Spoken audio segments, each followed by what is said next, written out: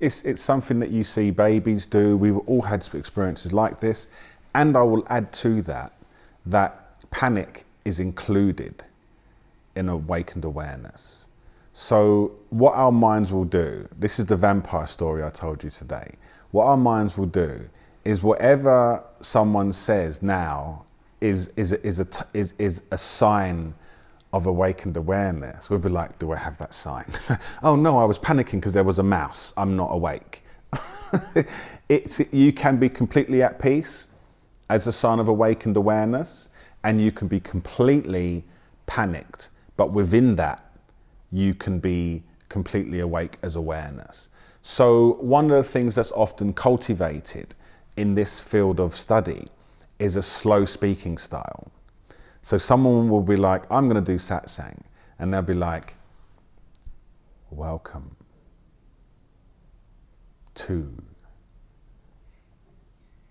the satsang. And it's just like a hypnotic process. Right? Awareness is there even if you're talking really quickly. It's there if you're completely mindful. It's there if you're lost in lovemaking or jumping out of a plane. It is not a physical characteristic that's at rest. It is your recognition of awareness immediately creates an overriding sense of utter safety. Utter safety. When I do the open mics, it's like I literally am not fear of anything going wrong, and it always does.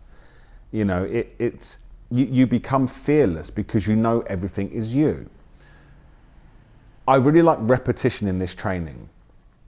And I would just say this, that I say as much as I can.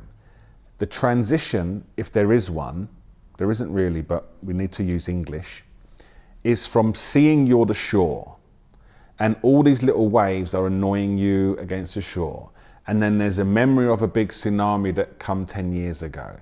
And there's fear that a tsunami might come at any moment.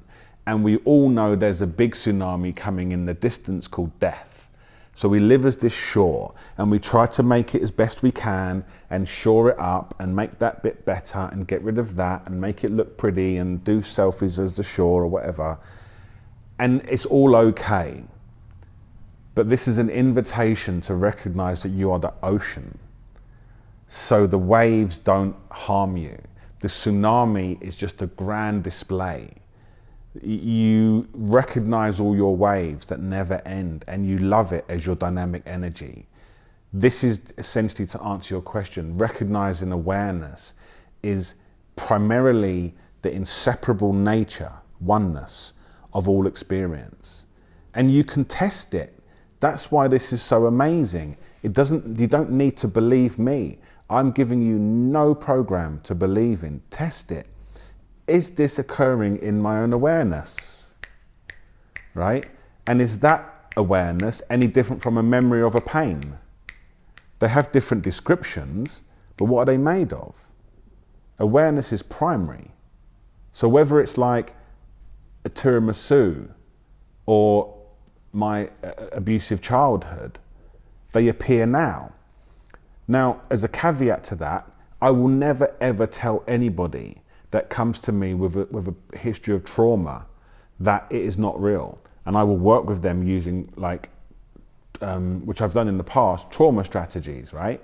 But the invitation is for the person, and everyone has trauma here, by the way. This is not directed at anyone in particular. Everyone has it. It's an invitation that you say to yourself, oh, that's just awareness. Because otherwise it's spiritual bullying. And I've seen that, and it's really ugly. Someone says, oh, I'm really unhappy because my guinea pig died. And you say, it's just awareness. No, it's not. It's called the wish-fulfilling gem in the Tibetan scriptures. Whatever you think it is, it is. And so you meet the person where they think it is. Otherwise, it's really, really harmful. However, there's always a subtle invitation for that person to turn around and say, like, it keeps rising, it keeps rising, it keeps rising. but it doesn't seem to be doing anything apart from causing more of this to rise, which only seems to be causing more of this to rise. And where does it go? It flutters into oblivion with never leaving a trace.